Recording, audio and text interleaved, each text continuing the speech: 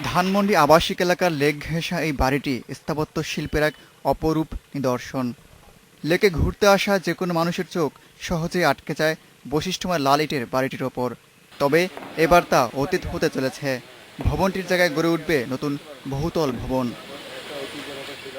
Lake সংলগ্ন ভবনের একাংশ দেবে যাওয়ার কারণেই জাহাজবাড়ি ভেঙে ফেলার সিদ্ধান্ত জানাচ্ছেন সংশ্লিষ্টরা। কালকে তো ভাঙার কাজ করতেছে, আর জানলা কপাট খুলছে আরো 4 দিন আগের থেকে। এটা কতদিন লাগতে পারে?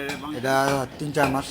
এটা ভাঙা হচ্ছে কেন জানো তো? এটা ভাঙ্গা হইতেছে, ড্যাম হয়েছে জায়গায় জায়গায়, ফাটল ধরছে এর জন্য। আর ওই সেক্টর যাই গেছে। আচ্ছা, এখানে কি বানানো হবে? এটা বিল্ডিং এ বানানো হবে। কয়তলা এটা? এটা নিবে 14 তলা।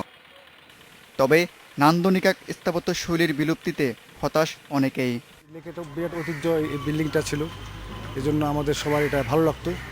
ভেঙে ফেলার পরে এটা কী হবে, কত নষ্ট হয়ে যাবে, তার মধ্যে সৌন্দর্য, সেটার মধ্যে আমরা সবাই চিন্তিত। বাড়িটাই হচ্ছে একমাত্র সৌন্দর্য। জাহাজ বাড়ি বলে এখানে সবাই আসে বাড়িটা দেখার জন্য, দূর দূর থেকে মানুষও আসে। তো আজকে বাড়িটা ভেঙে ফেলা হচ্ছে, ব্যাপারটা আসলে খুব খারাপ লাগতেছে।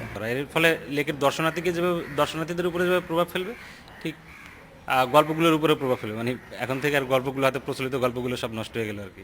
90 দশকের শুরুতে জাহাজের আদলে গড়ে ওঠে চিশতিয়া প্যালেস। তবে লেকের জায়গায় দখলের অভিযোগ রয়েছে মালিক আনোয়ারুল হক চৌধুরীর বিরুদ্ধে। এই অভিযোগে সেনা সমর্থিত তত্ত্বাবধায়ক সরকারের সময় ভাঙ্গা পড়ে ভবনের সীমানা প্রাচীরের কিছু অংশ। তবে সব কিছুর পরেও এই বাড়ির নাম ছড়িয়ে পড়ে মানুষের মুখে মুখে। Abdullah Mamun, independent news, Dhaka.